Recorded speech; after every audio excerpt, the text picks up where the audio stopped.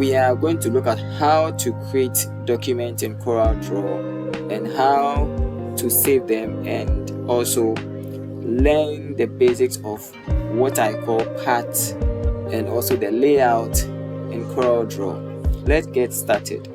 So whenever you start up CorelDraw, you see a screen similar to this one. When you come to this side, you will see the orientation, whether landscape or portrait. So we choose the one that you want. We have the resolution here. Let's choose this one. This is what you see as a blank document. First of all, you see a blank document like this. We have the tools menu here around this area. This is where you can see the toolbox. And then you can also see the color, or yes, the color palette. This is where you can see the colors of what you'll be using. And then across at the top here, you can see the file menus. You can see the menus, or what we call, yes, the menu bar. Then you can also see the standard toolbars and then the property toolbars across or below the standard toolbar. Then you have your main work document area. This is the main work document area. You also have your the status bar. We have the status bar beneath here. So let's get started now. First of all, we have what we call the pick tool. The pick tool allows you to select, position, and then transform objects. Let me first draw an object. This is the rectangle tool. The rectangle tool first. If you pick this rectangle tool, and then let's say we draw a rectangle or a square. What we can use to select or to move or to position or to transform this box is the pick tool. We select the pick tool, then when you click on the box or the rectangle shape, you can now click and then click on your left mouse button and then drag the rectangle box anywhere you want on the document area. You can drop it here, you can click and you can click to select and then drag or move it to this area, any part of the area that you want. This is what the pick tool can do. Now, transform you. If you double click on the rectangle tool, it gives you another tools around the object, and this tool is what you'll be using to transform this object. Now when you click and hold of this particular area, it allows you to transform the object into different way of how you want to see it. You can see how I am moving it. I just transforming this object. Fine. If I also want to change the direction or transform it into a different direction, I can click on either here or here or here, any parts that I want. You see, so this one transforms the object. Transform the object how you want it. Yes. Then within the pick tool, we have what we call the launch button. Across this small portion, we have what we call a launch button. If you click on this, it displays another tools or another options, yes, inside that tool, which means that all the tools could not fit in, so it has been put in a launch box. Yes. Now we have the pick tool, we have the freehand pick, and then we have the free transform. Yes. We can still use the freehand pick tool to pick objects, yes, and then move them across anywhere that we want. Yes. Okay. And then now the next one that we have is a shape tool. The shape tool allows you to edit a curved object or text character by manipulating or controlling the nodes. When I select the shape tool, around the object, it is being changed into nodes. I have about 4 nodes here. We have 1, we have 2, we have 3, we have 4. So 4 nodes around the object. This is where we can click on one of the objects. When we click and then you drag, you realize that it starts changing. It changes to any shape of your choice that you want. Now I'm going back to the pick tool pick it and then position it right in the middle. And then if I like, I can still change it or direct it in a different direction that I want, or transform it. Okay, now within the shape tool, we click in the launch button right closely here, then it gives us a lot of another options right here. Now apart from the shape tool, we have what we also call the cropping tool, or what we call the crop tool. This allows you to remove the areas outside the position that you've selected. So assuming I choose this crop tool and then I want only this particular part, what I do is I'll just select and then I drag to the part that I want to crop. So this is the part that I want. If I release my hand and double click on it, it crops the part that I want to. Now with the pick tool, I can position everything or the objects where I want to. Okay. Then we have what we call the zoom tool.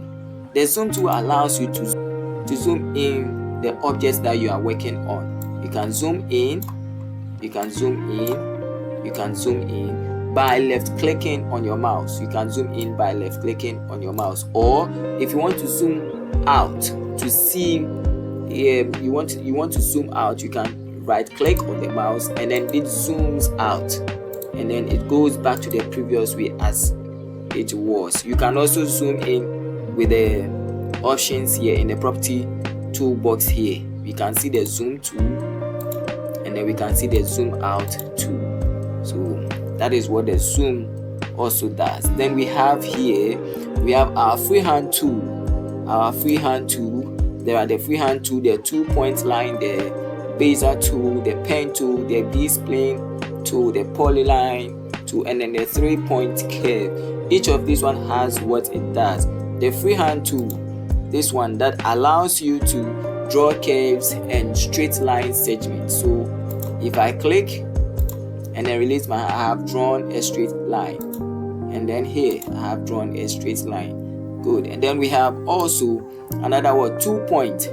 If I click on the 2-point tool, this allows you to draw a straight line by drawing from the starting point to the end point. So I click and then hold and drag my mouse to the end, or I click and drag again and then to the end. Now I have drawn all to the end. This is what a 2-point tool does for you. And then also we have what we call the bezier tool. The bezier tool allows you to draw curves one segment at a time. So now I choose a bezier tool, and then at a time I can create object around. And like I said, this is where our colors are. If I want to choose or color this object that I have made, I can simply click on the pick tool and then choose my colors, any colors at all that I want. Yes. Now in the same tool, in the same freehand tools, we have what we call the pen tool. The pen tool also allows you to draw in segments and then preview what you are drawing. So example, I click and then you see this previews what the curve will draw for me if I click on it, and then this draws a curve. So this is previewing what it will draw for me, or what the line will do for me when I click and then release my hand. Yes. Let us create an object with the little tools that we've learned. Let us create something as seen on the screen. So first we select the rectangle tool and then draw a rectangle. We choose select the pick tool, and then we click on it. Then we zoom in a little. Then what we can do is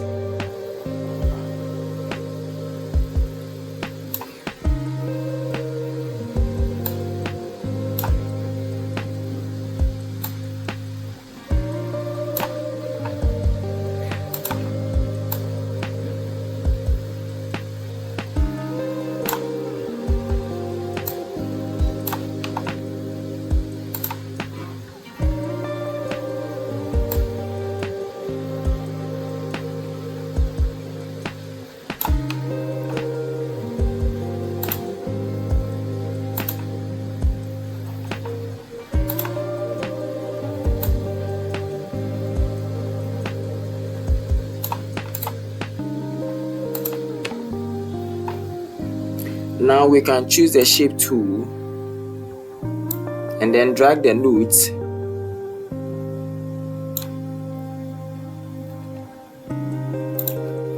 Now we can copy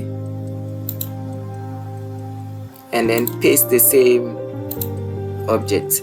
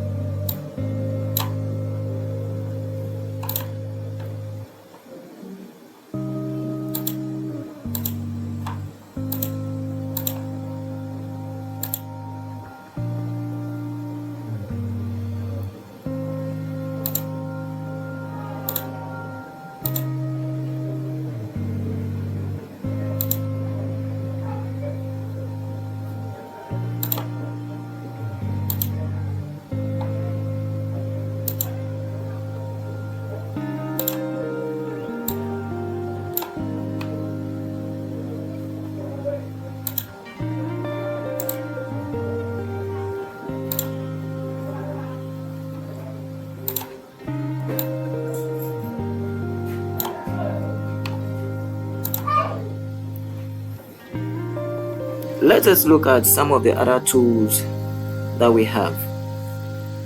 Here we have the Eclipse tool, which we use in creating circles, oval or round shape. And then we can use the same basic tools to manipulate these shapes. We select the pick tool, click on it, and then we can tilt it a little as we want.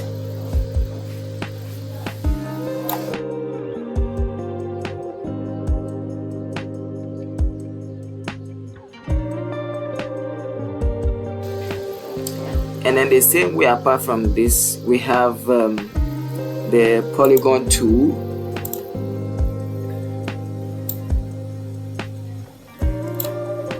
And as we can see, this is a 5-sided polygon.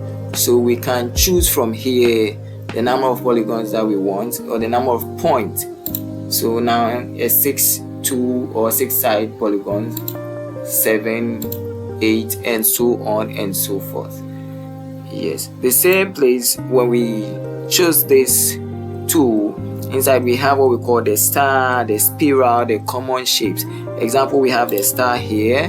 When we click on the star, we can use to draw a star. And you can still choose the number of sides or points that you want out of the star. This is a 4-side, 3, and then 5 or 6 or 7.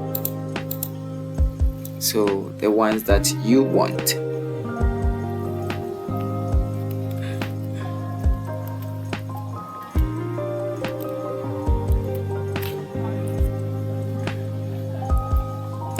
Then the same place, we have what we call here, we have the common shapes. This is where we can find a whole lot of shapes here. We have the triangle, and then from here you can choose many shapes that you want. Many shapes, all the different types of shapes, you can find them here.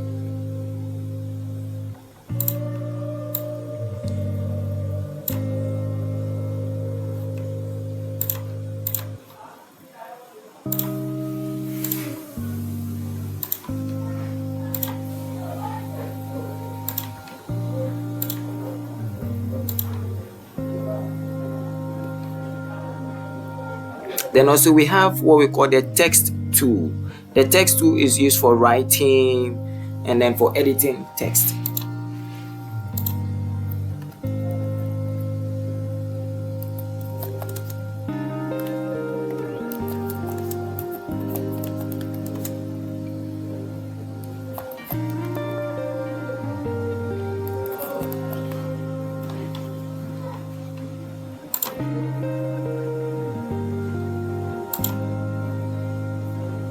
and we can choose the text size, or what we call the font size.